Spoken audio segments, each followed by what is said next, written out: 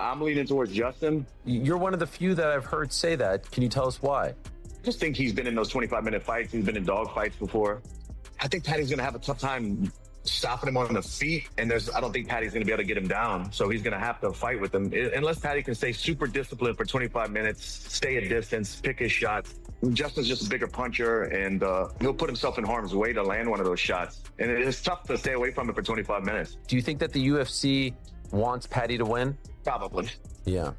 Probably, because Justin's talking about retirement, and Paddy's still young, and they can continue to build him. There's a bunch of fights we haven't seen with Paddy.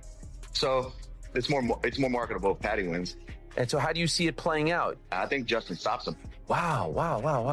Tough matchup, you know? Yeah. I think 5 rounds. If this is the common take, everybody gonna say that, not only me, but if Justin Gage doesn't stop him on the beginning, he's going to lose. I think everybody thinks like that. And I think Paddy Pimblett will beat Justin Gage. That's what I think.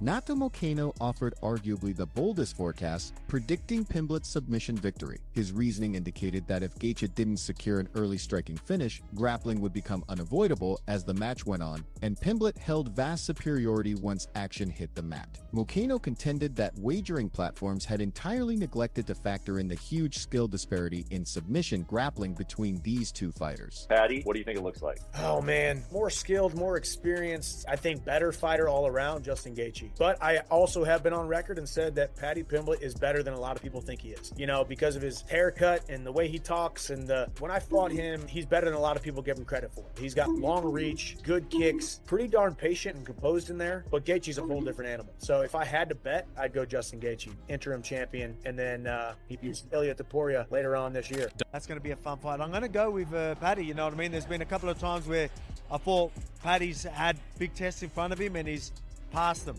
And, you know, he showed me in his last fight he can really stick to a game plan. And he's going to need that with a Gaethje.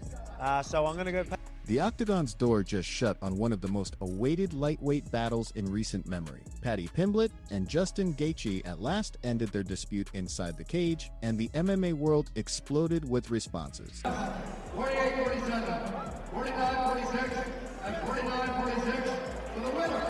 Covington expressed sincere displeasure with the considerable bias shown by betting markets toward the British contender. Covington expressed he would have put considerable funds on Gaethje if active competitors were permitted to bet on matches. Even though strong public opinion leaned heavily toward Pimblett, Covington perceived Gaethje as a seasoned fighter who would deliver pressure unlike any Pimblett had met before. It's because Justin's just so shot. He's been in so many wars, you know, he's been around the company so long, and that knockout to Max Holloway he just hasn't recovered from. So if he gets to win that, then yeah, there. But this is like, seems like a smash spot. Like if I was able to bet fighting, which we're not allowed to because the feds got involved because that moron coach James Krause screwed it up for all of us, but this seems like a smash spot on Gaethje because everybody's on and all the public is driving the money line for Paddy Pimblett to be the favorite. But you know, I think Justin's still a tough dog, and he's going to come out there and give his all, and he doesn't want to lose this fight. This could be his last fight if he loses. So, you know, I think he's going to put Paddy to the test, and,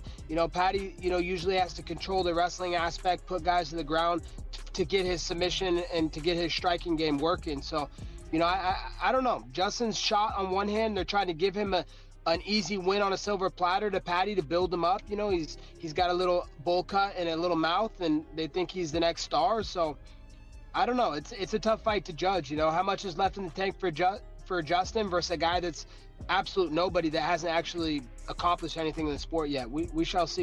Presented an appraisal that might have surprised numerous observers given the betting circumstances. The seasoned lightweight underscored Gaethje's significant championship round exposure as possibly pivotal when weariness and mental drain entered the equation. Gaethje had withstood innumerable punishing encounters stretching into profound championship territory, gaining insight on tempo and durability that was impossible to reproduce by training camp work alone. Poirier raised doubts about Pimblett's ability to maintain separation during striking bouts or to successfully land takedowns against someone with Gaethje's grappling lineage and protective instincts. This developed a challenging scenario where Pimblett likely became compelled into prolonged striking contests, irrespective of his chosen. Years ago, what's like the first thing that comes to mind when you think of that fight with Justin? That I'm glad it's over and I never want to do it again. I'm like, the fans don't ever ask for a rematch or anything like that, because that would have never. I'm like, I'm glad. He's unique, man, and he's one of my favorite guys to watch. So like, but if you want to beat Justin Gaethje, you have to. So he's a forward fighter and a pressure fighter that he will stand in the pocket, and he's gonna throw everything he got in that pocket. If you don't meet him, you'll get chewed up. So Paddy, the way to beat a guy who like does this, very violent, aggressive pressure fighter, you have to meet him. You have to throw when he throws. So you got to be brave, and you have to go when he goes in between his shots. If you do that, you got a fair shot. If you don't do that, if you're not brave and courageous and throw when he throws in between his shots, it's going to be a really long night. It's going to be a hard night for you.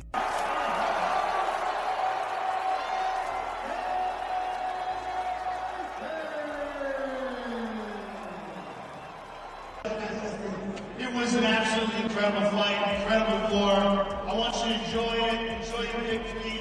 Congratulations on the interim championship belt. Look forward to seeing you fight for the title. I just want to thank the UFC for allowing me to be in this position. It's like my 11th main event. Tony Ferguson offered a distinct viewpoint. Having faced off against both competitors throughout his long UFC career, Ferguson felt Gaethje's intricate history with interim titles and frequently unmet championship aspirations might produce mental weight affecting his performance under duress. Conversely, Pimblett's intense desire to win his initial premier strap could produce the kind of fierce drive that propels combatants past their usual capacities. Ferguson identified weaknesses in both contenders from his own encounters, yet he slightly favored backing the more driven opponent seeking a new chance with ultimate stakes involved. I don't know, dude. I'm kind of leaning towards Paddy. But the way he does get hit with left hooks, he looks so good against Michael Chandler. Paddy's got a lot of ways to win. He's a scouser. He's a scouser. Scousers don't get knocked out, you mushroom. He KO'd Dustin with a head kick too. The fight before the Max Holloway one, which is pretty impressive. True. So who you got, man? Probably Paddy, rear naked. I think. Paddy RNC. Because remember Khabib. Yeah. Remember Khabib. Paddy RNC is definitely possible.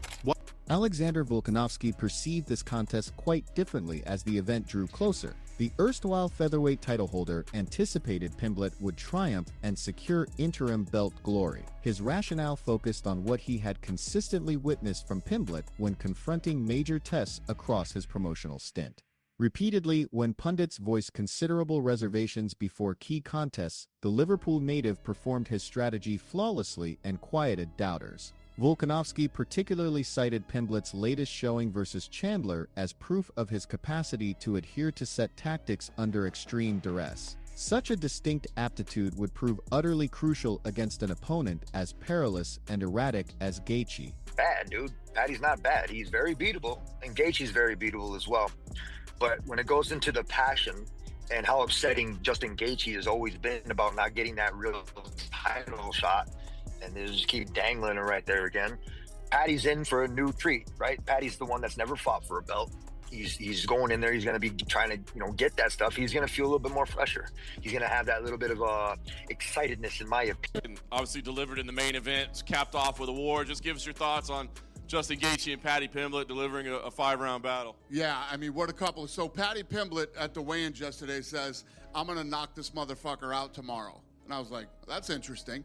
And he never abandoned that game plan. Even when, he got dropped a couple times, I kept waiting for him. I'm like, he's eventually going to have to shoot and try to submit him. Now,